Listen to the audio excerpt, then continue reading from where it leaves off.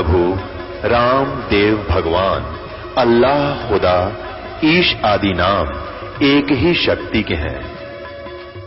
वो कैसा है, कहां है, कैसे मिलता है, किसने देखा है? ये प्रश्नवाचक चिन्ह पूर्ण रूप से हटाने के लिए अवश्य सुनिए जगत गुरु तत्वदर्शी संत रामपाल जी महाराज के अमृत वचन, सर्व पवित्र धर्मों के पवित्र शास्त्रों के आधार पर। दर्शकों, जगत गुरु संत रामपाल जी महाराज के अद्भुत अलौकिक सत्संग प्रवचनों ने हिंदुस्तान में ही नहीं बल्कि विश्व में एक आध्यात्मिक ज्ञान की क्रांति ला दी है। लाखों श्रद्धालुओं ने हमें इन सत्संगों के प्रसारण के लिए बधाई पत्र भेजे हैं। इसके साथ साथ कुछ श्रद्धालुओं ने कुछ शंकाएं भी हमारे को भेजी हैं। हमने उन सब श्रद्धालुओं की शंकाओं के निवारण के लिए संत रामपाल जी महाराज से भेंट की तथा महाराज जी से उन सभी शंकाओं का निवारण जाना, जिसकी जिज्ञासा हमारे दर्शकों में बनी हुई है। तो आइए अब जानते हैं परम पूज्य जगत गुरु तत्वदर्शी संत रामपाल जी महाराज से आपकी हर शंका का समाधान। महाराज जी, गीता अध्याय 3 के श्लोक 6, 7, 8 में गीता ज्ञानदाता कह रहा है कि जो साधक समस्त इंद्रियों को हठ पूर्वक रोककर साधना करता है वह मूर्ख तथा मिथ्याचारी, पाखंडी, दंभी कहा जाता है। इसलिए अर्जुन, तू शास्त्र अनुकूल कर्तव्य कर्म कर। हठ योग करके कर्म ना करने की अपेक्षा कर्म करना श्रेष्ठ है। यदि कर्म ना करेगा और एक स्थान पर बैठकर साधना करता रहेगा, अर्थात कर्म सन्यासी बनेगा, तो तेरा निर्वाह कैसे चलेगा? फिर गीता अध्याय 6 के श्लोक 10 से लेकर 15 तक में कहा है कि एकांत स्थान पर स्थिर होकर मन इंद्रियों को रोककर आत्मा को निरंतर परमात्मा में लगावे और जिस आसन पर बैठे वह आसन शुद्ध भूमि पर लगावे, ना वो अधिक नीचा हो और ना अधिक ऊंचा हो। उस पर बैठकर योग का अभ्यास करें। अपनी दृष्टि नाक के अगले भाग पर लगावें। इस प्रकार साधना करने से साधक मुझ में रहने वाली शक्ति को प्राप्त होगा। इन दोनों वक्तव्यों से विरोधाभास स्पष्ट नजर आ रहा है तथा एकादशी व्रत, जन्माष्टमी व्रत या अन्य व्रत भी क्या मोक्ष के साधन है? यदि हाँ या ना तो प्रमाण सहित स्पष्ट करें। गीता जी में 2 प्रकार का ज्ञान है। एक तो वेदों वाला ज्ञान है और एक इस काल ने अपना मत भी इसमें थोप रखा है। स्थान स्थान पर कहता है ये मेरा मत है, ये मेरा मत है। जहां इसने ये नहीं कहा मेरा मत है, वो वेद ज्ञान है। तो इसने 6ठे अध्याय में लिखा है कि एक स्थान पर बैठकर, एकांत स्थान में बैठकर ऐसा आसन लगाओ जो ना ऊंचा हो ना नीचा हो, और बढ़िया मृगछाला या कोई अच्छा वस्त्र बिछाओ और नाक के अग्र भाग पर ध्यान लगाओ। ये है इसका अपना मत। और फिर अध्याय नंबर 3 के श्लोक नंबर 8 में यह कहता है कि अर्जुन, अगर तू एक स्थान पर बैठा रहा तो तेरा निर्वाह कैसे होगा? तो अगर हम इसको मानेंगे तो चौथे अध्याय वाला कैंसिल हो गया, गलत हो गया। तो इस प्रकार हमने जहां पर इसने ये अज्ञान हमें दिया है, वो इसका मत है वो अलग है। जो वेद ज्ञान है उसको ग्रहण करना है। तो मंत्र कहीं पर भी इसने और नहीं लिखा, केवल एक वो मंत्र ही बोला है। श्रीमद् भगवद गीता अध्याय नंबर 3 के श्लोक नंबर 8 में क्या लिखा है देखिएगा। श्रीमद् भगवद गीता इसके अध्याय नंबर 3 है श्रीमद् भगवद गीता का और श्लोक नंबर 8 है। यहां से ये शुरू है, यहां इसका अनुवाद है। तू शास्त्र विहित कर्तव्य कर्म कर, के शास्त्रों में लिखा हुआ साधना उसके अनुसार साधना कर, क्योंकि कर्मों के न करने की अपेक्षा कर्म ना करना यानी एकांत स्थान पर बैठ कर हठ योग करना की अपेक्षा कर्म करना ही श्रेष्ठ है। तथा कर्म न करने से तेरा निर्वाह, शरीर निर्वाह भी तो नहीं सिद्ध होगा। तेरा गुजारा कैसे होगा यदि तू एक स्थान पर बैठ गया? अपने आत्मा, अभी आपने जो 3 अध्याय का 8वां श्लोक देखा श्रीमद् भगवद गीता का, ये है वेद ज्ञान, क्योंकि ये यजुर्वेद अध्याय नंबर 40 के मंत्र नंबर 15 से मेल खाता है। अब 6ठे अध्याय के 11वें श्लोक में ये गीता ज्ञानदाता अपना मत प्रोड्यूस कर रहा है। यहां ये कहता है कि एकांत स्थान खोज के और उसके ऊपर वो घना ऊंचा भी ना हो, एक आसन लगाओ, मृग छाल बिछाओ और नाक के आगे देखते रहो। बस ये साधना बता रहा, ये इसका अपना मत है, ये हमने नहीं मानना, क्योंकि जो वेद ज्ञान है वो सत्य है, और वेद ज्ञान जो है गॉड गिवन है, प्रभु दत्त है। कबीर परमात्मा ने इस काल के अंतःकरण में फीड कर दिया था, इसके कंप्यूटर में, और फिर वहां से निर्धारित समय भर दिया था। उसके बाद अपने आप, जैसे 9 महीने के बाद बच्चा अपने आप बाहर आता है, कोई वश नहीं चलता किसी का, ऐसे ही 5 वेद बाहर आ गए, इसके सांसों के द्वारा बाहर आ गए। उसके बाद इसने पढ़ा, इसने देखा कि इसमें तो तेरी सारी पोल खुल लगी, सूक्ष्म वेद भी उसके अंदर था, उसको नष्ट कर दिया।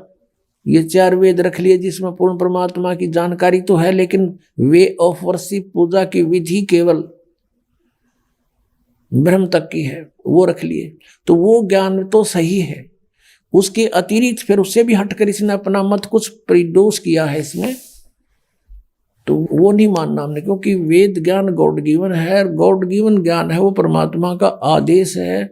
उस आदेश से हटकर हम किसी अधिकारी का आदेश पालन करके और कानून भंग करेंगे तो हम दोषी हो जाएंगे, हमने ये भी ध्यान रखना।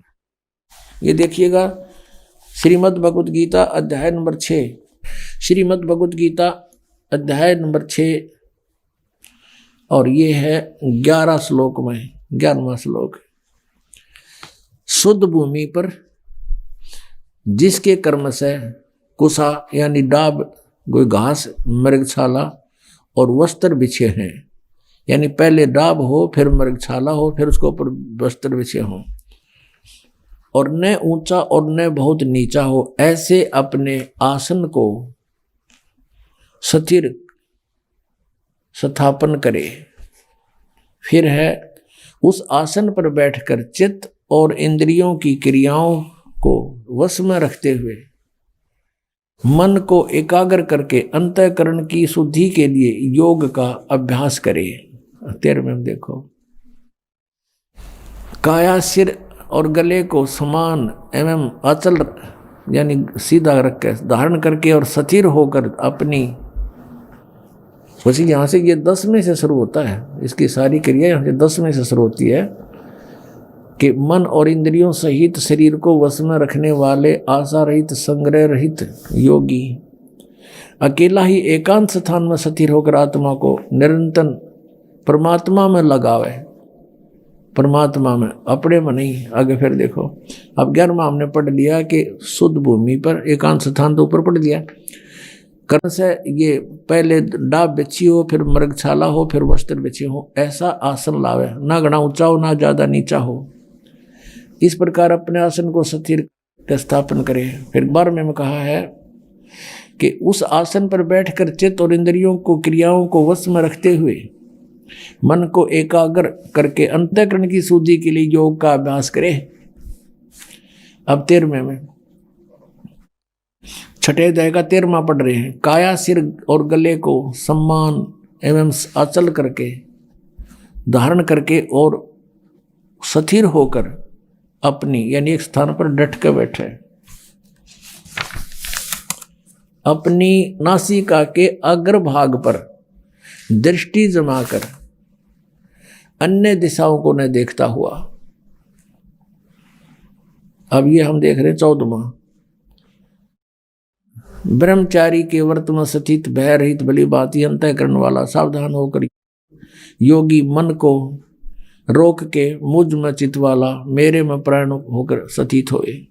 अब यहाँ फिर इसका मतलब रहा ये वश में किए हुए मन वाला योगी इस प्रकार आत्मा को निरंतर मुझ में प्रवेश करके मुझ परमेश्वर के रूप में लगाता हुआ मुझ में रहने वाली यानी मेरे तक ही सीमित ब्रह्मलोक में जाने वाली परमानंद की परिकाष्ठा रूप शांतिम को अधिगच्छन्ति प्राप्त होता है।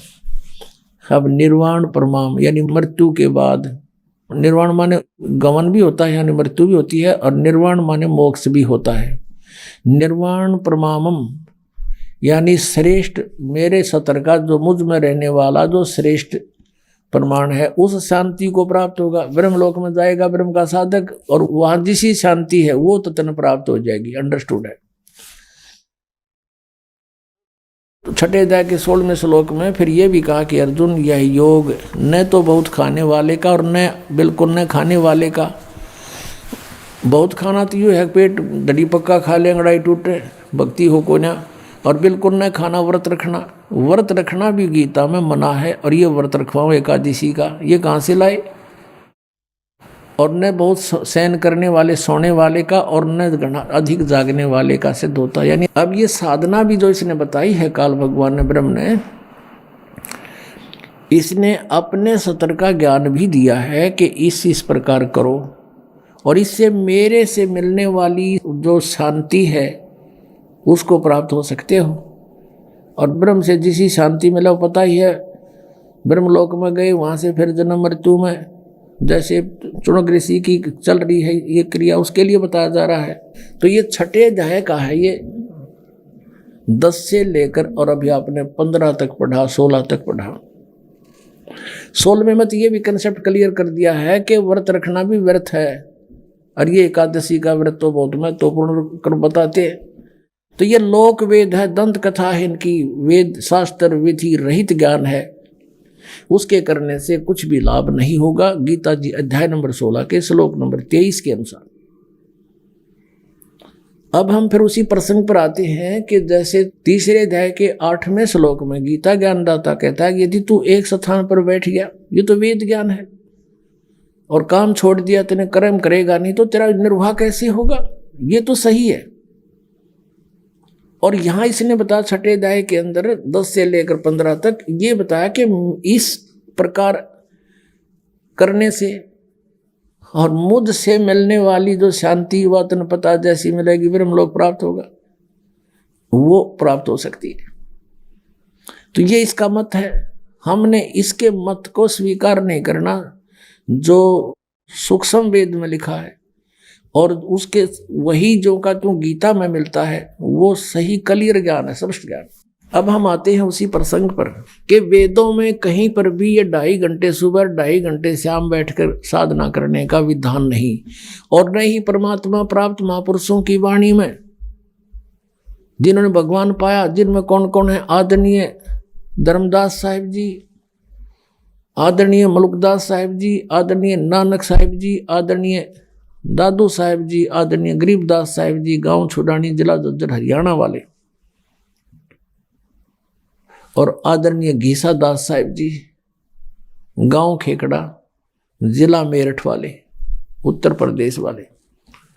इन महापुरुषों की वाणी, इनकी क्रियाएं, इनका जीवन देखिएगा आप। ये सभी काम करते थे, गृहस्थी थे, बाल बच्चेदार थे, अपना जो भी जिसका जैसा व्यवसाय था उस काम के करते करते भक्ति किया करते थे, और वैसा ही विधान वो बताकर हमें चले गए। हम अब उसी प्रसंग पर आते हैं 7वें अध्याय के 18वें श्लोक में, जो गीता ज्ञानदाता कहता है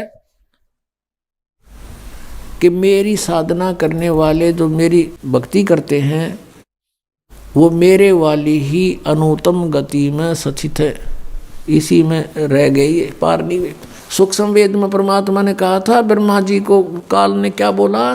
तपो तपो कर वाक्य सुनाया, लोक रचो बल मेरी माया।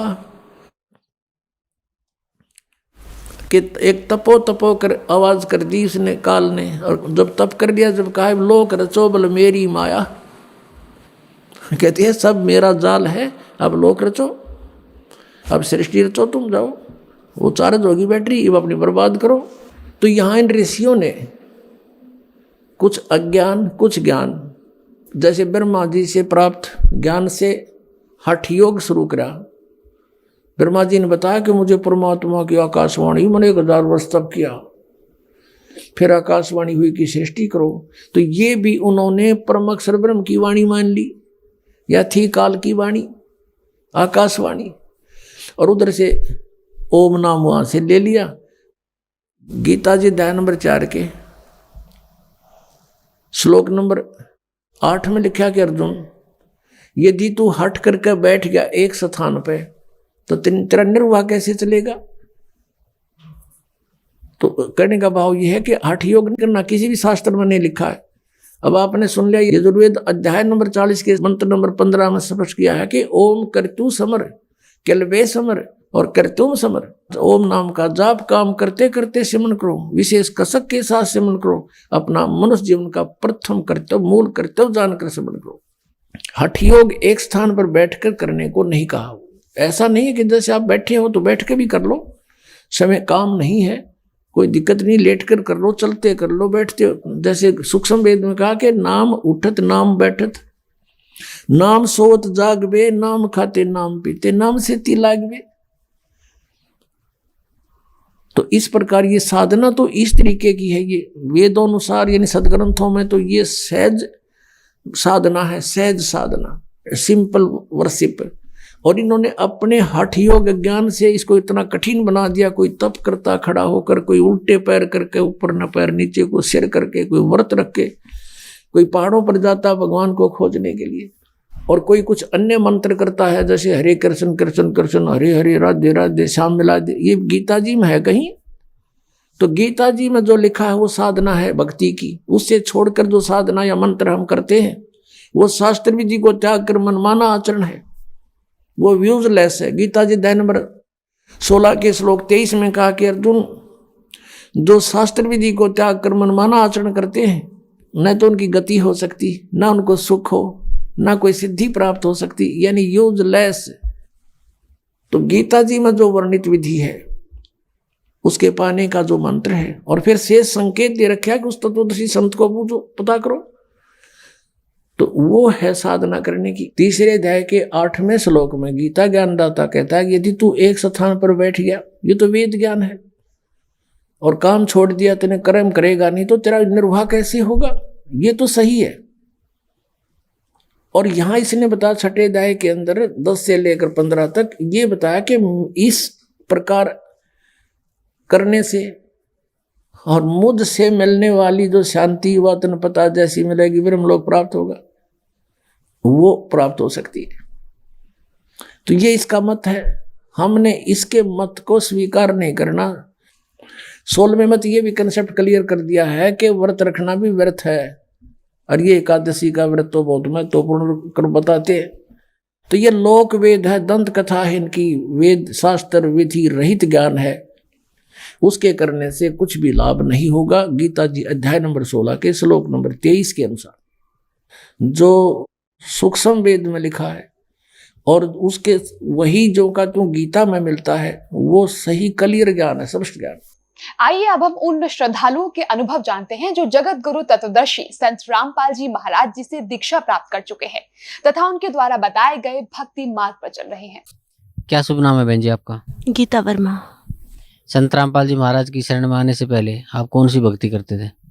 संत रामपाल जी महाराज की शरण में आने से पहले मैं ब्रह्मा कुमारी संस्था से जुड़ी हुई थी। मैं बचपन से ही 6th क्लास में थी, तब से ब्रह्मा कुमारी संस्था में जाने लगे थे, क्योंकि हमारे ऊपर बहुत ज़्यादा भूत प्रेतों का मेरे पूरे परिवार के ऊपर ही असर था। तो किसी ने हमें कहा भी वहाँ जाने से ठीक हो जाएगा, तो हम इसी उद्देश्य को लेकर के कि वहाँ जा कर के हम ठीक हो जाएंगे और हमारे परिवार में सुख शांति हो जाएगी, ये सोच करके हम ब्रह्मा कुमारी संस्था से, मैं और मेरी माता और पिताजी, हम तीनों सदस्य उनसे जुड़े थे। वहाँ पर हमने 14 वर्ष तक वहाँ की सभी नियम मर्यादाओं को निभाते हुए, सब कुछ करते हुए, वो सारी भक्ति जैसा भी उन्होंने जो भी मेडिटेशन योगा जो भी बताया वो सब किया। लेकिन उन सब को करने के बावजूद भी किसी भी तरह का कोई भी लाभ हमें नहीं हुआ, ना ही तो कोई हमारे ऊपर से भूत प्रेत का कोई असर ख़त्म हुआ। और जो हमारी परिवार की जो समस्याएं दिन प्रतिदिन बढ़ती ही जा रही थी, कोई भी कम होने का कोई नाम नहीं ले रही थी। हमारे ऊपर इतना ज़्यादा असर था इन चीज़ों का कि मेरे पिताजी खेती बाड़ी करते थे, वो जैसे भैंसे लेकर के आते थे, बैल लेकर के आते थे, तो रात को उनको अच्छे से चारा वगैरह डाल के सब करके और सो जाते थे। सुबह देखते थे तो वो मरे मिलते थे। इस तरह से करके घर की ऐसी हालत हो गई थी कि हमें अगर नमक भी लाना पड़ता था तो उसके लिए भी सोचना पड़ता था। कि ना लाएं तो ही अच्छा है। इस तरह से करके हम बहुत ज़्यादा दुखी हो गए थे। तो उस दुखी होने की वजह से बार बार मेरा अंदर से आता था कि कहते हैं परमात्मा सुख के सागर हैं, वो सभी दुखों को काट देते हैं, वो दुख हरता सुख करता है। लेकिन ये क्या हो रहा है, क्यों हमारे दुख नहीं कट रहे, क्यों हमें सुख शांति नहीं मिल रही, क्यों हमारी समस्याएं हल नहीं हो रही। बहुत ज़्यादा हमारी समस्याएं बढ़ती जा रही थी। तो उस भक्ति से हमें किसी भी तरह का कोई भी लाभ प्राप्त नहीं हुआ। फिर इस आहिस्ते आहिस्ते परमात्मा से विश्वास इन सब वजह से उठने लगा। मन में आया कि नहीं, यहाँ पे भगवान नहीं है। वो कहते हैं कि शिव परमात्मा है, लेकिन नहीं, ये परमात्मा नहीं है। अगर ये परमात्मा है तो फिर परमात्मा दुख हरता सुख करता नहीं है। इस तरह की बहुत सारी उलझने हमारे माइंड में चलती रही, जिससे हम परमात्मा को ढूंढने की एक इच्छा और प्रबल होने लगी कि नहीं, परमात्मा कोई और है, कहीं और है, कहाँ है। तो इसी कसमकस में लगभग 14 वर्ष वहाँ पर बीत गए, ये सोचते सोचते कि शायद कभी हल हो जाए। वहाँ पर जितनी भी बड़ी दादियाँ, बड़े भाई जो भी थे, सबसे हम पूछते थे कि ऐसी समस्या है, ऐसा हो रहा है, तो अब हम क्या करें, अब हम क्या करें। तो वो जैसा भी उसका बताते थे कि आप मेडिटेशन कीजिए, आप एक ही टाइम में और एक ही जगह पर बैठ कर के लगातार 3 महीने तक, सवा महीने तक इस तरह से मेडिटेशन कीजिए, आप मौन व्रत रखिए, आप इस तरह से सुबह अमृत वेले उठ करके आप मेडिटेशन कीजिए। तो वो सब करने के बावजूद भी समस्याएं बढ़ती ही जा रही थी, कोई भी समस्या हमारी हल नहीं हो रही थी। बहन जी, संत रामपाल जी महाराज की शरण में कैसे आए? संत रामपाल जी महाराज जी ने हम पे 20 अप्रैल 2006 में दया की कि हम उनकी शरण में आए। उससे पहले मेरे जो फूफा जी थे, उन्होंने गुरुजी से नाम उपदेश लिया था, और वो भी एक बहुत अच्छी एक घटना घटी थी, जो परमात्मा कहते हैं कि सुख के माथे सिला पड़े जो नाम हृदय से जाए, बलिहारी उस दुख की जो पल पल नाम रटाए।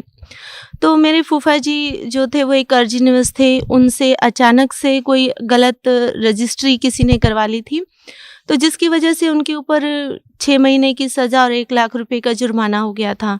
जैसे ही उनको संत रामपाल जी महाराज की किताब मिली, उन्होंने उस किताब को पढ़ा, और किताब पढ़ने के बाद वो गुरुजी की शरण में आए, उन्होंने नाम उपदेश लिया।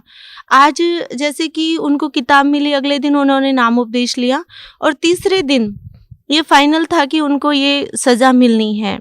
उन्होंने गुरुजी से प्रार्थना की कि गुरुजी ऐसे ऐसे हुआ है। तो गुरुजी ने कहा कि बेटा, अगर आप सच्चे हो तो परमात्मा साथ हैं। जैसे ही वो कोर्ट के अंदर गए तो एकदम से जज ने बोला कि आपके ऊपर कोई केस नहीं होता है और आप फ्री हैं। उनको बाइज्जत बरी कर दिया गया। इस बात से हमारी हालत जो घर की बहुत ज़्यादा ख़राब हो रखी थी, तो मेरे पिताजी, उनके पास, मेरे फूफा जी के पास सोनीपत में सब्जी की दुकान उन्होंने की थी। तो फिर फूफा जी ने उनको बताया कि ऐसे ऐसे मेरे ऊपर समस्या आई थी, गुरुजी की दया से ठीक हो गई है, तो आप भी नाम उपदेश ले लीजिए।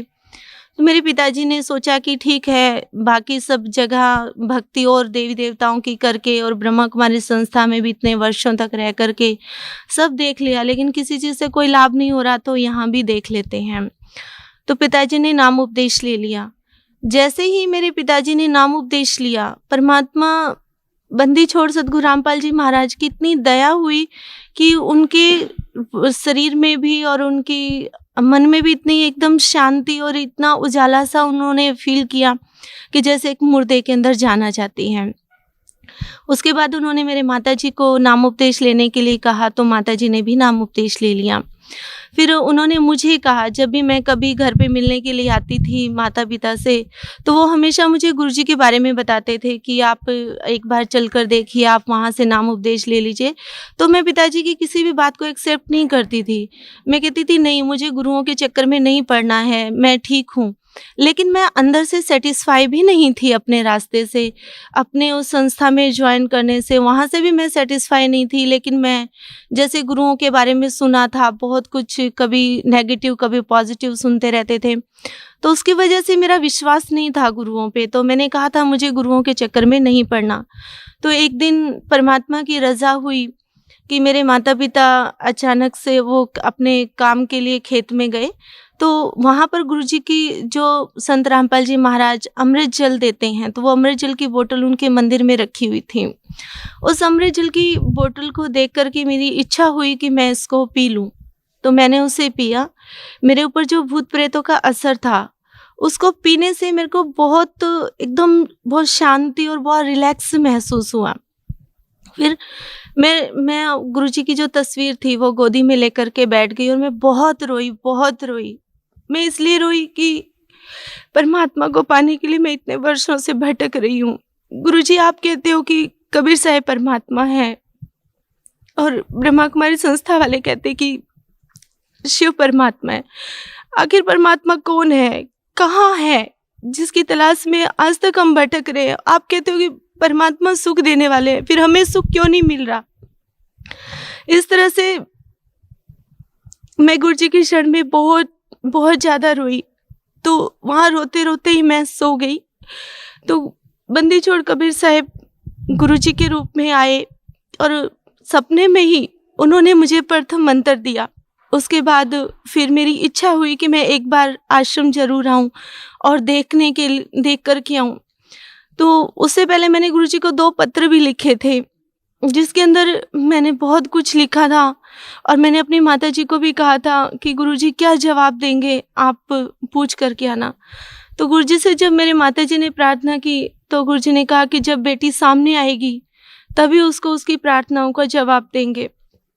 तो इस उद्देश्य को लेकर के कि मैं गुरुजी से जो मैंने प्रार्थना की है उसका क्या वो जवाब देते हैं, वो लेने के लिए भी मैं मात्र देखने के लिए क्रोथा आश्रम के अंदर आई थी।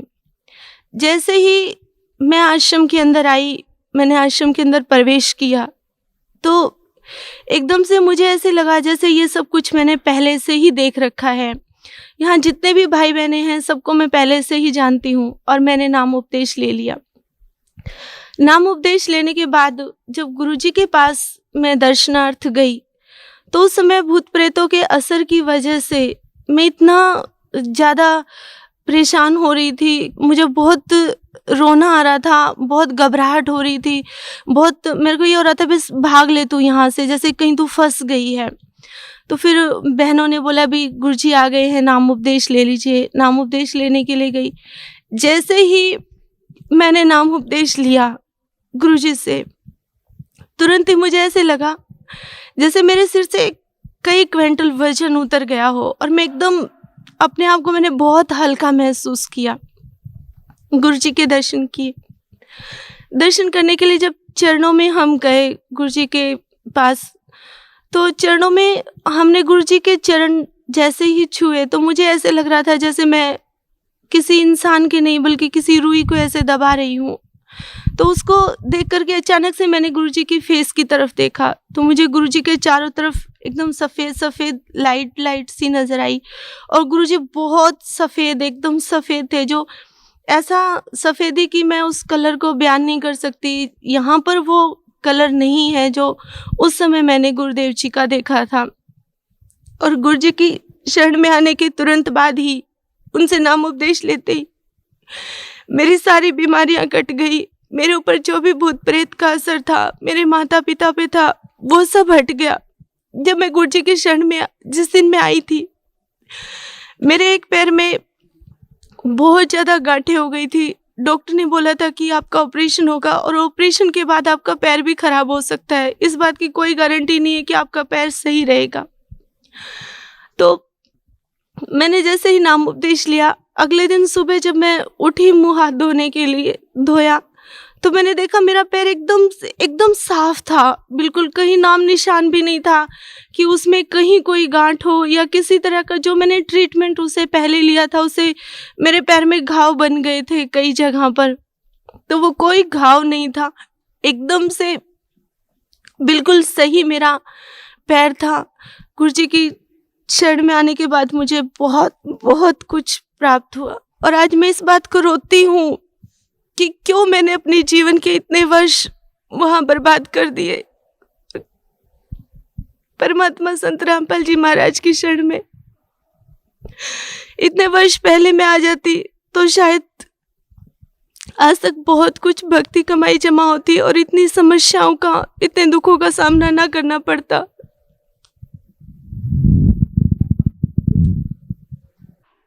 लेकिन अब मेरे पास कोई शब्द नहीं है कि जिसके लिए मैं परमात्मा का शुक्र कर सकूं, बंदी छोड़ सतगुरु रामपाल जी महाराज का, कि उन्होंने इतनी बड़ी दया, इतनी असीम कृपा हम पे की कि जो अपने श्री चरणों में ले लिया।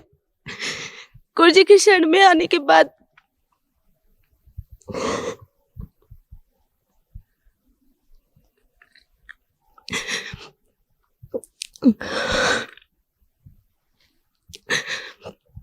मेरे पिताजी जो कि हार्ट पेशेंट थे, वो किसी भी तरह की कोई भी अपना कार्य नहीं कर पाते थे। वो अपना निजी कार्य भी नहीं कर पाते थे, इतना ज़्यादा उनका शरीर वीक हो गया था। लेकिन जब से वो संत रामपाल जी महाराज के श्री चरणों में आए, उसके बाद आज वो अपने सारे कार्य स्वयं करते हैं। अपने परिवार की पूरी जिम्मेवारी भी वो निभाते हैं। मेरे माता जी को अल्सर हो गया था, जिसमें डॉक्टर्स ने ये बोल दिया था कि ये अल्सर कैंसर के अंदर परिवर्तित हो चुका है। उन्होंने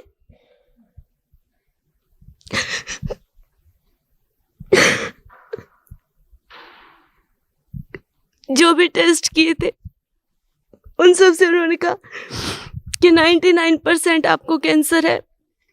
लास्ट में हम एक टेस्ट और करेंगे जो मांस का टुकड़ा लेकर के होगा। उस समय हमें लग रहा था कि अब मम्मी नहीं बचेंगे, वो खत्म हो जाएंगे। लेकिन गुरु जी से प्रार्थना की तो गुरु जी ने कहा कि अगर भक्तों को कैंसर होगा तो आम इंसानों का क्या होगा। गुरु जी ने कहा कुछ नहीं होगा। जब मम्मी टेस्ट करवाने गई तो बंदी छोड़ ने इतनी रजा की कि उनकी सारी रिपोर्ट्स नॉर्मल आई, और मम्मी ने फिर जो भी दवाइयाँ वो ले रही थी सारी फेंक दी। और उन्होंने कहा, गुरु जी से प्रार्थना की कि गुरु जी आप ही दया कीजिए। गुरु जी ने कहा, बेटा भक्ति करो, मंत्र करो, परमात्मा खुद दया करेंगे। उसके बाद बिना किसी मेडिसिन के, कोई भी मेडिसिन मेरी मम्मी ने नहीं ली, और गुरु जी ने उन्हें बिल्कुल ठीक कर दिया। आज उन्हें देख करके कोई ये नहीं कह सकता कि उन्हें किसी तरह का कभी कोई इतनी बड़ी प्रॉब्लम भी हुई होगी।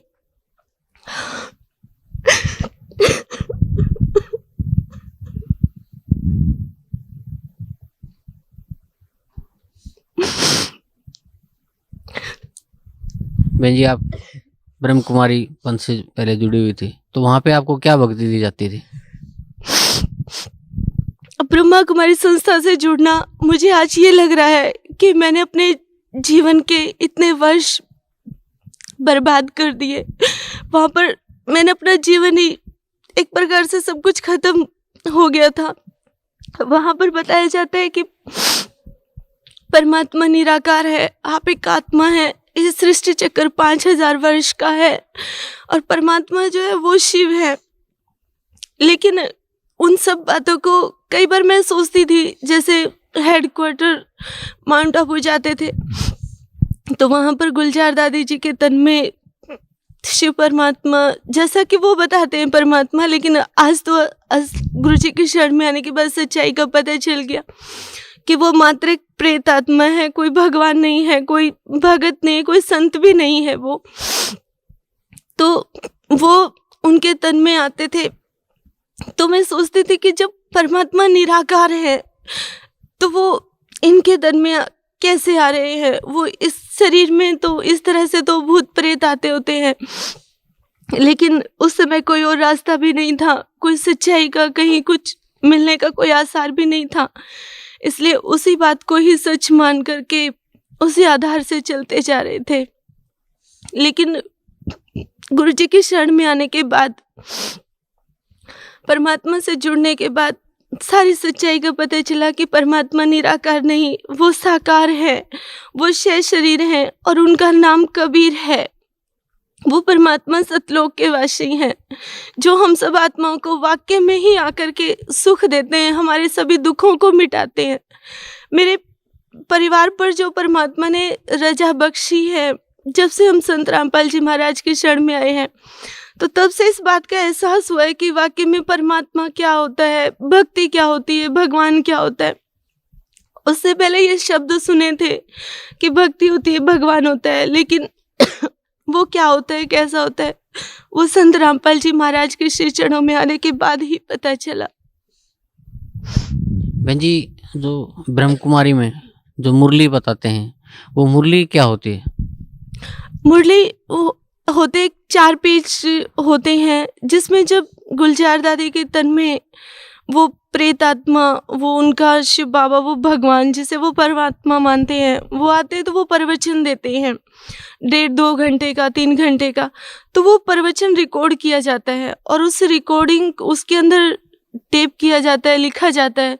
तो उसको लिख करके ही जितने भी ब्रह्मा कुमारी संस्था के जितने भी सेंटर हैं, जितने भी उनके आश्रम हैं, सभी आश्रमों पर भेजी जाती है। उसी को ही वो मुरली बोलते हैं। वाकई में मुरली तो संत रामपाल जी महाराज के जो सत्संग है, जो वचन है, वो वाकई में मुरली है।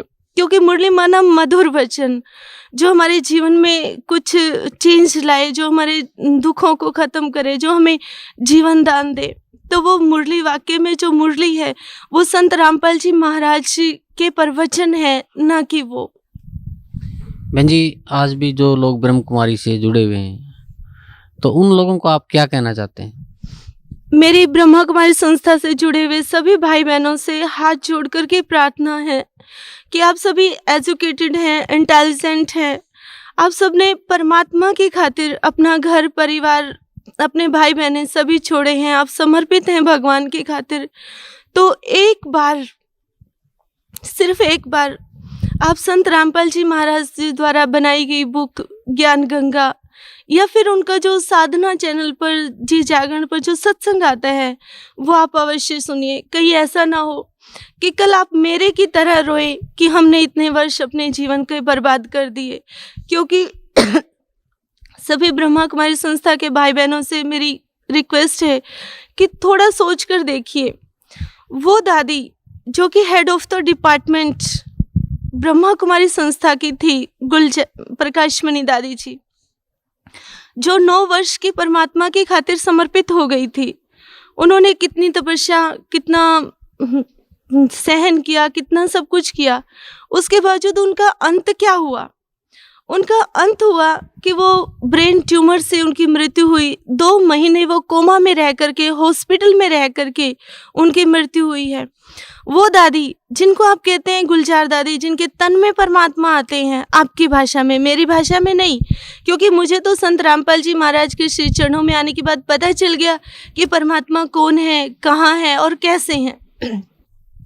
गुलजार दादी जिनके तन में वो प्रेत आत्मा आती है, आज उनके हर साल कैंसर के ऑपरेशन होते हैं, उनका भी शरीर स्वस्थ नहीं है। जगदीश भाई जिन्होंने पूरा ब्रह्मा कुमारी संस्था के अंदर जितना भी लिटरेचर है, सारा लिटरेचर उन्होंने लिखा है, तो वो लिखने वाले का भी अंत हॉस्पिटल में ही हुआ।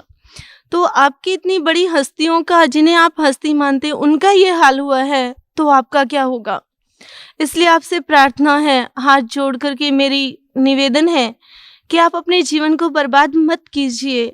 ये जीवन बहुत अनमोल है, क्योंकि परमात्मा की वाणी है कि ये मनुष्य जन्म बार बार नहीं मिलता है, ये एक ही बार मिलता है, जिसमें, और आज वो समय है जिसमें परमात्मा ने बहुत बड़ी रजा बख्श रखी है कि आज मनुष्य जीवन भी है, पूर्ण संत भी जो परमात्मा कबीर साहब के अवतार हैं, वो भी धरती पर अवतरित है, और ये भक्ति युग चल रहा है। तो इस युग में, इस समय में परमात्मा को पहचान करके, इनके ज्ञान को सुन करके एक बार अपने माइंड पर जोर दीजिए, सच और झूठ का फैसला कीजिए, और उसके बाद अपने जीवन को आप खुद सही राह दीजिए। मेरी आपसे रिक्वेस्ट है कि बहाव में मत बहिए। बहाव में बह जाना कोई इंसान का कर्म नहीं होता है, क्योंकि परमात्मा ने हमें माइंड दिया है, वो सोचने के लिए ही दिया है। तो उस भावना में ना बह करके आप ज्ञान को, उस ज्ञान को आप सुनते आ रहे हैं इतने वर्षों तक। आप संत रामपाल जी महाराज के, मेरे पूर्ण परमात्मा कबीर साहब के ज्ञान को भी आप एक बार सुनिए। और स्वयं आप इस बात का फैसला कर लेंगे कि आज तक जितने भी वर्ष आपने ब्रह्मा कुमारी संस्था में लगाए हैं, वो सारे वर्ष, वो जीवन आपने अपना बर्बाद कर दिया। और अब भी वक्त है, अभी संत रामपाल जी महाराज की शरण में आकर के अपने जीवन को सफल कर लीजिए।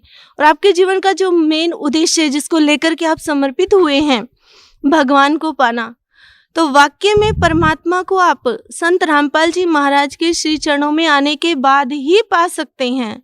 और कहीं पर भी ब्रह्मा कुमारी संस्था तो क्या, दुनिया के किसी भी कोने में किसी भी भक्त, महंत, संत, किसी के भी श्री चरणों में कहीं पर भी आप परमात्मा को नहीं पा सकते हैं। ये 100% गारंटी है कि परमात्मा को अगर आपने पाना है, अपने जीवन को सफल करना है, मोक्ष अगर आपको चाहिए, तो केवल और केवल संत रामपाल जी महाराज के श्री चरणों में ही है। इसलिए आप अपने जीवन को बर्बाद मत कीजिए। इस ज्ञान को एक बार सुन करके अपने जीवन को सफल कीजिए, क्योंकि इस समय सृष्टि पर केवल एक संत रामपाल जी महाराज ही हैं जो 6 शास्त्र, सभी 18 पुराण, वेद ग्रंथ, सभी पर आधारित ज्ञान देते हैं। वो संसार की लोक कथाओं के आधार पर ज्ञान नहीं देते हैं। गुरुजी की जो भी किताबें हैं, जो भी सत्संग वो आप करते हैं, उन सबको आप देखिए, सभी वेद शास्त्रों को गुरुजी ने खोल करके प्रत्यक्ष हम सबको दिखाया हुआ है। तो जो परमात्मा है, संत रामपाल जी महाराज वाकई में ही पूर्ण परमात्मा है, पूर्ण संत हैं। तो इन्हीं की शरण में आपको मोक्ष प्राप्त होगा। और पूर्ण संत ही पूर्ण परमात्मा की, पूर्ण ब्रह्म की निशानी होती है। इसलिए परमात्मा की वाणी है, मम संत मुझे जान, मेरा ही स्वरूपम। तो परमात्मा ने जो शास्त्र विधि के अनुसार भक्ति जो हमें दी है, गीता के अंदर भी कहा गया है कि जब आप शास्त्र विधि को छोड़ करके मनमाने ढंग से पूजा करते हैं, ना तो उससे आपको सिद्धि प्राप्त होती है, ना मोक्ष प्राप्त होता है, ना ही अन्य कोई सांसारिक लाभ प्राप्त होता है, जो हमारे साथ प्रैक्टिकल बीती है। तो अभी मैं आप सबसे प्रार्थना करती हूँ कि आप संत रामपाल जी महाराज के श्री चरणों में आकर के जो शास्त्र विधि के अनुसार भक्ति दे रहे हैं, उससे अपने जीवन को सफल कीजिए। अधिक जितना भी समय आप लगाएंगे, उतना ही बाद में आपको पछताना पड़ेगा। इसलिए आप समय ना लगा करके जल्दी से जल्दी इनकी शरण में आकर के अपने जीवन को सफल बनाइए। बहन जी, कुछ और कहना चाहते हैं आप भगत समाज को? सभी से मेरी एक ही प्रार्थना है कि आप औरों को देख करके ये मत समझिए कि वहाँ पर भीड़ ज़्यादा है तो वहाँ वो संत ज़्यादा बड़ा है, वहाँ पर अधिक भीड़ है, वहाँ पर बड़े बड़े ऑफिसर्स जाते हैं तो वहाँ का ज्ञान ज़्यादा अच्छा है। लेकिन ये परमात्मा की शरण में, संत रामपाल जी महाराज की शरण में आने के बाद आपको इस बात का एहसास होगा कि आप आज तक जहाँ भी आप लगे हुए थे, जहाँ पर भी आपने अपने जीवन को लगाया हुआ था, वो सब आप बर्बाद कर रहे थे। और सॉलिड ज्ञान जो 100% सच है, संत रामपाल जी महाराज ने जो हमें ज्ञान दे रखा है, उसमें कहीं कोई भी चूक नहीं है, किसी भी तरह का कोई भी संशय क्रिएट नहीं होता है। संत रामपाल जी महाराज का ज्ञान जब आप सुनेंगे, जब उनकी बनाई गई बुक्स को, उनके आध्यात्मिक लिटरेचर को जब आप पढ़ेंगे, तो अपने आप जो सवाल आपके माइंड में कभी उठे भी नहीं हैं, उन सवालों का भी जवाब आपको 100% और हजारों उदाहरणों के साथ, हजारों प्रूफ के साथ परमात्मा संत रामपाल जी महाराज देते हैं। तो उसे आप सुनिए, देखिए, समझिए, और परमात्मा ने आपको माइंड दिया है, उस माइंड का आप इस्तेमाल कीजिए, अपने जीवन को सफल कीजिए। धन्यवाद बहन जी, आपका बहुत बहुत धन्यवाद। नमस्कार सर। नमस्कार जी, सत साहिब। आपका शुभ नाम क्या है जी? मेरा शुभ नाम जी रामपाल दास है जी। कहाँ से आए आप? यूपी जिला शामली, गांव वैदखेड़ी है जी। संत रामपाल जी महाराज की शरण आने से पहले आप कौन सी भक्ति करते थे? जी मैं एक ओझा था, झाड़ फूंक करने वाला, जिसे स्याणा कहते हैं जी, और झाड़ फूंक करता था मैं। और बचपन से ही शिव जी की भक्ति करता था। और उसके बाद मैं भक्ताई लाइन पकड़ी और झाड़ फूंक का काम किया मैंने। और जी झाड़ फूंक का काम करते करते मैं ऐसा उलझ गया दुखों में, मुझे रास्ता नहीं मिला, मैं क्या करूं। हाँ जी, जैसे मैं झाड़ फूंक करता था, लोगों के इलाज करता था, और लोगों के इलाज करते करते पता नहीं एक महात्मा ने मुझे एक सिद्धि बताई, साधना, अष्ट सिद्धि 9 निधि। और अष्ट सिद्धि इन्होंने दी, जो मैंने साधना करी वो मेरी साधना खराब होगी। और उसके बाद घर में बीमारी बहुत ज़्यादा बढ़ गई, बच्चे बीमार रहने लगे, घर वाले बीमार रहने लगे, मैं बीमार होगा। मुझे एक ऐसी परेशानी बनी, एक गोनोरिया टाइप की कोई गुप्त बीमारी थी। मैं बहुत बड़े बड़े डॉक्टर छान मारे, कहीं किसी से कोई आराम नहीं मिला और मैं थक के बैठ गया। वो मुझे रास्ता नहीं मिला, मैं क्या करूं। सर, संत रामपाल जी महाराज की शरण में कैसे आए आप? जी, हमारे गांव का एक संजय दास भगत था। मैं अपनी जो मेरी घरवाली थी भक्तमती जो है, मैंने उसे भेजी उसी घरवाली के पास में, पूछो भाई जैसा आपने सत्संग ले रखा संत रामपाल जी महाराज का, वहाँ कोई साने टाइप के भगत टाइप के आदमी भी जा गया। उसने बताया वहाँ सब तरह के आदमी जहाँ, और जो लाइलाज बीमारी, 2 लाइलाज बीमारी है, एड्स और कैंसर, उसके भी वहाँ इलाज है। तो जी मैंने मन बना लिया। मेरी घरवाली के भी कुछ ऐसा रोग था, एक रसोली थी और कुछ 2-3 परेशानी ऐसी थी। डॉक्टर ने कह दिया भाई 20 दिन में ऑपरेशन करा लो, इसका कोई इलाज नहीं है। मेरे ऐसी परेशानी थी कि मैं दिल्ली SISD हॉस्पिटल है वहाँ भी गया और मेरठ, शामली, हर जगह दिखा लिया, बात बनी नहीं। तो मैं जी इरादा बना लिया, मैं उस लड़के को कहने लगा संजय दास को, भाई मुझे वहाँ से लेकर चलो, मैं भगताई लाइन से परेशान हूँ, मेरे पास अकेला लड़का है, मैं चाह रहा ये इस लाइन में ना आवे भगताई लाइन में, मेरा तो जीवन खराब हो ही गया। वो कहने लगा भाई कल को चल। मैं कहा भाई जन्माष्टमी का टाइम आ रहा, या जन्माष्टमी हो लेने। कहना नहीं सुबह ही चल। मेरी परचून की दुकान थी। मैं कहने लगा भाई दिलबाग नहीं बेचनी तुझे और सिगरेट बीड़ी कोई नहीं बेचनी। मैंने सोचा भाई ये तो मैंने एक जो दुकानदार था उसके पास भिजवा दिए, उसने रख लिए, चलो भाई पैसे फिर दे देंगे। मैंने सोचा ये जो पूजा पाठ का सामान है मेरा, चिमटा था, घड़नावल थी, कितना सामान था पूजा पाठ का, इसे आने के बाद मैं सड़ाऊंगा। ऐसा ना हो मैंने भी जो शक्ति तैयार करके पूजा पाठ करके, और उधर मान लिया किसी वजह से रामपाल जी महाराज की सपोर्ट मुझे ना मिली तो ये चीज़ मुझे परेशान कर देंगे। मेरे घर में ऐसी परेशानी थी, एक जैसे माता मसाणी होती है ऐसी कोई शक्ति पूजी हुई थी। अगर उसका किसी बुध में हमने जोत ना लगाई और उसकी धार ना दी उसकी दारू की या पानी की, तो घर वाली को परेशानी बनती है, लड़की को परेशानी बनती। तो मुझे सबसे बड़ा खतरा उसका था। मैं कहा पहले गुरु जी का सामने अरदास करेंगे, नाम लेने के बाद में कुछ जो मैं कर्म बताऊंगा वो कर्म करेंगे, उस कर्म करने के बाद में जब सामान सड़ाऊंगा ये। तो जी कोई बात नहीं। वो लड़का कहने लगा ऐसा कुछ नहीं है, तो सच्चे दिल से इस बात को सोचा मुझे चलना है, तुझे सपोर्ट मिल जाएगी। तो जी मैंने मेरे पास धार दी हुई दारू रखी थी, मैं वो एक जगह सड़ाया, बाहर स्कूल था, और मैं बीड़ी और माचिस दिलबाग मैंने बाहर भिजवा दिए, एक दुकानदार को दे दिए। तो रात के टाइम में जो मेरी चीज थी जिनकी मैं पूजा करता था, जो खाड़ाबंद था, मेरा प्रधान था जो मतलब खाड़े का, वही मेरे पास में आया, दिखाई दिया मुझे। वो कहने लगा भाई तुम परमात्मा के शरण में जा रहे और तुमने बहुत अच्छा करा। मेरे 4 भाई हो रहे और मैं 5 हैं हम, मैं इन्हें लेकर जा रहा। मैं मुझे जाते हुए दिखाई दिया, मैंने अपनी घरवाली को बताया आज इस करके ये चीज़ जान लग रही, ये जान लग रही, मुझे ऐसे ऐसा कह रहे, इन्हों कह रहे परमात्मा के शरण में जा रहे तुम तो जी मैं चले गए। जो 2 शक्ति और थी, मैं कहने कि तू वहाँ परमात्मा के शरण माना जाएगा, भगत जी जैसे तू कहेगा वैसे हम वैसे कर देंगे।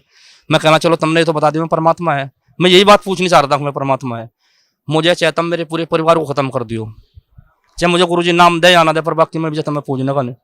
जब मैं बार बार तुम्हें ये कहूँ मुझे परेशानी है, मेरे घर में परेशानी है, मुझे बताओ परेशानी क्यों है, किसकी परेशानी है, क्या हो रहा है, किसी ने कोई रास्ता नहीं दिया था, मैं तुम्हें पूजने का नहीं। तो जी मैंने इस बात का मन बना लिया, मुझे सपोर्ट गुरुजी की मिल गई। मैंने वो सुबह ही सारा सामान भर के बोरी में और गाड़ी करके वहाँ से हम 6 सदस्य घर के थे, और हम 6 के 6 अपना गाड़ी में बैठ के 2 भगत हमारे साथ, हमारे गाँव के हमारे साथ में आ गए। हमने वो जमुना में चढ़ा के यहाँ नाम ले लिया। मैंने गुरुजी से कहा गुरुजी मैंने 17 साल भगताई करी, शरणपत करी, और मैं आपकी शरण में आ गया जी, मेरी रक्षा करियो। गुरुजी ने कहा बेटा नाम दवा दिया सारे परिवार को। मैं कहा यहाँ नाम दवा दिया, परमात्मा सब रक्षा करेंगे। तो जी गुरुजी ने नाम दे दिया, हम यहाँ से चले गए। ये मैं तो उन पर बहुत तगड़ा भरोसा करो था, जो मैं जिन चीज़ों को मान लूँ था, मैं तो सोचू था यही सब कुछ है। उनका मोह तो हटाना बहुत भारी था, परंतु गुरुजी ने, परमात्मा ने इतना साथ दिया। अब मुझे पता नहीं था इन मंत्रों में इतनी शक्ति है। जिस टाइम मैंने मंत्र जाप करा और मैं किसी जगह रिश्तेदारी में जा रहा था और बारिश रही थी, और मैंने सोचा भाई बारिश में भीगू ना, इस मंत्र जाप को। जो संत रामपाल जी महाराज ने जो मंत्र दिए थे हमें, शुरू में जो नाम दिए थे, उनमें इतनी शक्ति थी, मुझे इतना मालूम नहीं था इतनी बड़ी शक्ति होगी। जैसा मैं किसी रिश्तेदारी में गया हुआ था और बारिश बंद नहीं हो रही, 4-5 दिन हो गए। मेरा भाण जागा, वो कहना मम्मा जी घर चलना है। मगर बारिश तो बंद होने रही है, कैसे भी हो। उसने मोटरसाइकिल स्टार्ट करी, मैंने मंत्र जाप करा, मुझे इस बात का भी आभास नहीं था भाई इतनी शक्ति है। जैसे मैं मंत्र पढ़ता हुआ गया जो गुरुजी ने दिए थे, आगे बारिश बंद होती चली गई, पीछे बारिश हो रही थी, शुरू का चांस था। उसके अगले दिन तीसरे दिन जैसा मैं बाजार में गया था, हमारी जो घरवाली है भक्तमती, उसका फ़ोन गया, मेरा मधुमक्खियों का कारोबार था, उसने फ़ोन करा कि मधुमक्खियों के लिए चीनी लेते आना 20 किलो। मेरे पास कोई थैला भी नहीं था। उस दुकानदार ने जो पन्नी में चीनी डाल ली 20 किलो, और मैं सोचा ऐसे पन्नी तो पट जाएगी रास्ते में, कैसा होगा। मैंने ऐसे ही गुरु महाराज का ध्यान लगा, संत गुरु रामपाल जी महाराज का, तो मुझे नाली में एक पन्नी पड़ी हुई दिखाई दी। मैंने सोचा है तो भीग रही होगी, मैंने पन्नी को उठाई और नीचे उसके हाथ फेर कर देखा तो पन्नी सूखी मिली। मुझे बड़ा आश्चर्य हुआ, ऐसा तो मेरी जो चीज़ जिन्हें मैं मानता था मैं भी इतना साथ नहीं देती थी। बहुत साथ दिया मेरा इन्होंने, मेरा मन जम गया, हाँ इस मंत्र में कुछ शक्ति है, परमात्मा में, संत गुरु रामपाल जी महाराज में शक्ति है। मेरा विश्वास जमता गया। अगले दिन जैसे मैंने देखा, बैटरी के तार सुबह से हट रहे थे और लगभग 1 बजे के करीब अपने आप रामायण चालू होगी जी। मेरे बच्चे भी इस बात को देख कर हैरान हो गए, ये तो चमत्कार, हर रोज एक चमत्कार दिखने लगा। तो जिस बात से मेरी आस्था बढ़ती चली गई। तो जी ऐसा हुआ, एक दिन हमारे यहाँ का जो कोऑर्डिनेटर है संदीप, वो गुड़गांव में रहता है, उसने फ़ोन करा कि गुरुजी के आदेश हैं, जो आदमी अपना नाम लिखवाना चाहते हो, गुरुजी एक वो बना रहे, जैसे कमेटी होती है भक्तों की, जहाँ भी गुरुजी पुकारेंगे आपको आना पड़ेगा, और गुरुजी का कहने जो नाम लिखवाना चाहता है लिखवा लो। तो मैंने कहा गुरुजी का आदेश है, अगर आदेश तो हो गुरुजी का नाम लिखवाना है तो लिखवाएंगे। कहना नहीं, उन्होंने कहा जो लिखवाना चाहता हो वो लिखवा दो। तो जी मैंने सोचा घर का जिम्मेदार है तू, कभी वहाँ झगड़े का मामला है, गवर्नमेंट के साथ में लड़ाई है, मेरा मन डर गया जी। मैंने सोचा किसी भी हिसाब से इससे पिछड़ छुटा लो। मगर भाई मैं कोऑर्डिनेटर को कहने लगा, भगत जी अगर गुरुजी का आदेश तो हो नाम लिखवाना, अगर जो गुरुजी ये कहते हो वो मर्जी है तो फिर वो बताओ। कहना नहीं गुरुजी का आदेश नहीं है, नाम लिखवाओ, गुरुजी ने क्या अगर लिखवाना चाहते हो। मगर भाई हमारा तो नाम ना लिखिए तुम, मुझे तो लड़की को लेकर ट्यूशन में जाना पड़े, सवेरे छोड़ना पड़े। वो कहने लगे ठीक है भाई। उसी रात में गुरुजी का दर्शन हो गए। गुरुजी ने वो आश्रम दिखाया मुझे जिस आश्रम पर झगड़ा था। तो मैं तो इंग्लिश जानता भी नहीं, मैं गुरुजी को कह रहा गुरुजी आपकी तो मैं कोई गलती भी नहीं है, आप तो रिक्वेस्ट कर रहे हो गवर्नमेंट से अपना आश्रम लेने के लिए। तो गुरुजी ने मुझे कॉल दिखाया, बीच में कॉल है, दूसरी तरफ गुरुजी खड़े। गुरुजी मेरे से कह रहे भाई बीच में कॉल है, मुझे पाने के लिए इस कॉल से मुकाबला करना पड़ेगा, अगर पहले तेरे पल्ले नाम है तो मेरे से मिल सके। तो मैंने नाम का जाप कर दिया। जिस टाइम नाम का जाप करते करते गया, मैं कॉल के पास में गया, कॉल ने आंख मीच के सिर झुका लिया। मैं गुरुजी से मिल गया जाके। गुरुजी कहने लगे बेटा परेशानी ना मानने और नाम जाप करे जा। तो जी मेरे साथ झिंझाने के जो बनी थे हमारे कस्बे के, मैं कहने लगे भाई हमें भी नाम दिलवा दे तू। जैसा मैं उन्हें सुबह ही लेकर आया, रात को काल के दर्शन करवाए गुरुजी ने, काल से आमना सामना करवाया। जैसा मैं सुबह ही उन्हें लेकर आया तो गुरुजी मुझे देख के कुछ अजीब हिसाब से ऐसी दृष्टि से लखाए जैसा रात की वार्ता का ना सारा सब कुछ मालूम था। मन ने गुरुजी से कहा गुरुजी दया की दृष्टि करियो। गुरुजी ने तिरछी नजर करके मेरी तरफ को हंसते हुए कहा बेटे दया की दृष्टि है तेरे पे, जब तो यहाँ तक आ रहा, हम दया की दृष्टि करने लग रहे। तो जी मैंने तो कई चमत्कार ऐसे ही देखे। अभी नवंबर 2012 में भी मेरी एक लड़की 12वीं क्लास में पढ़ती है और वो स्कूल में बेहोश होकर गिर पड़ी। प्रिंसिपल का फ़ोन आया मेरे पास में, मैं उस लड़की को उठा कर लाया। उसने अपनी मम्मी को बताया कुछ कि पेशाब में खून आ रहा। मैंने सोचा कोई जनानी परेशानी है। तो जी मैं डॉक्टरनी के पास में गया, मैंने उससे सलाह मशवरा ली, उसने दवाई बता दी। उस दवाई से और ज़्यादा परेशानी बढ़ गई। मैंने फिर गांव का लड़का बुलाया, इंजेक्शन लगाया, उससे परेशानी में कोई आराम नहीं मिला जी।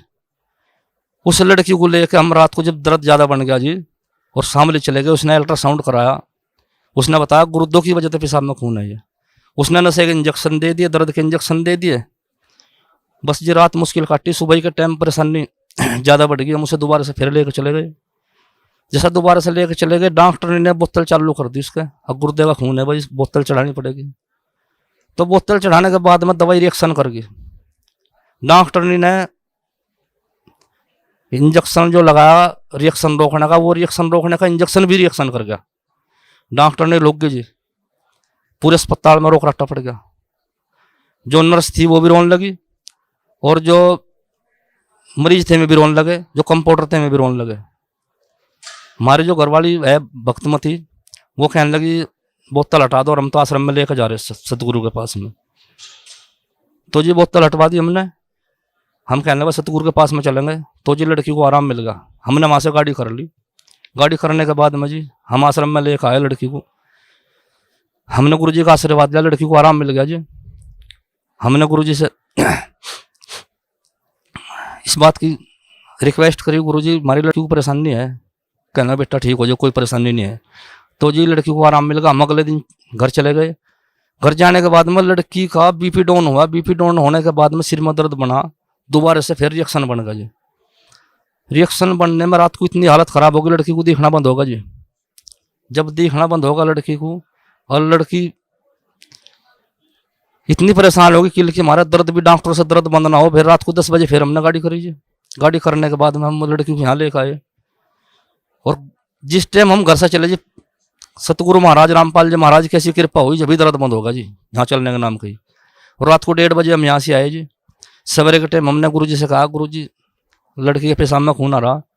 गुरु जी ने कहा बेटा किसी डॉक्टर को दिखाओ बड़े को। मैं कहा जी दवाई हर दवाई रिएक्शन करे, थारे से बड़ा डॉक्टर और कौन होगा। गुरु जी ने कहा हमारी लड़की को बेटा तू ठीक हो जाएगी। लड़की को उसी टाइम आराम मिल गया जी। तो जी जिस टाइम शाम के टाइम आशीर्वाद लेने के लिए लड़की आई, लाइन में लग रही थी, गुरु जी दूर से देख कर हंस पड़े लड़की को। कहना बेटा अभी तो आराम होगा। हाँ गुरु जी आराम है। हम 3 दिन रहे जी हाँ। 3 दिन रहने के बाद में मैंने गुरु जी को पूछा, गुरु जी अब तो लड़की ठीक है, गुरु जी हम घर चले जाओ। गुरु जी कहने लगे हाँ बेटा घर चले जाओ, नियम का ध्यान रखना जी। तो जी उस दिन से लड़की ठीक है।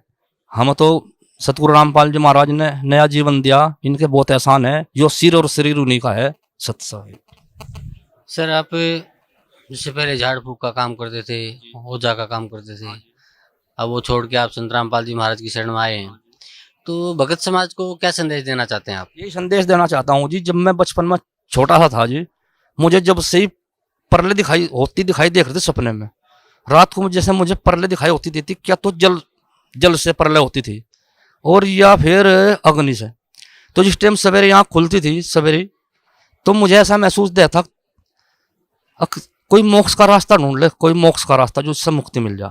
मुझे ऐसा कोई रास्ता दिखाई नहीं देता।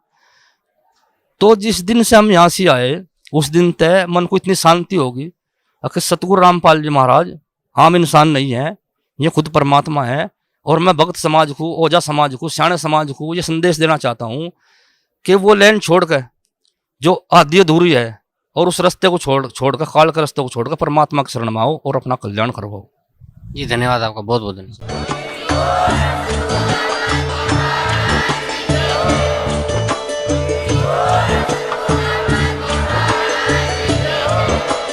आप सुन रहे थे जगत गुरु तत्वदर्शी संत रामपाल जी महाराज जी के मंगल प्रवचन। अधिक जानकारी के लिए विजिट कीजिए हमारी वेबसाइट www.jagatgururampalji.org। संत रामपाल जी महाराज जी के शुभ आशीर्वाद से पूरे विश्व भर में 500 से भी ज्यादा नाम दीक्षा केंद्र हैं, जिन पर संत रामपाल जी महाराज जी द्वारा ऑनलाइन निशुल्क नाम दीक्षा दी जा रही है। अपने नजदीकी नाम दीक्षा केंद्र का पता करने के लिए संपर्क करें 8222880541।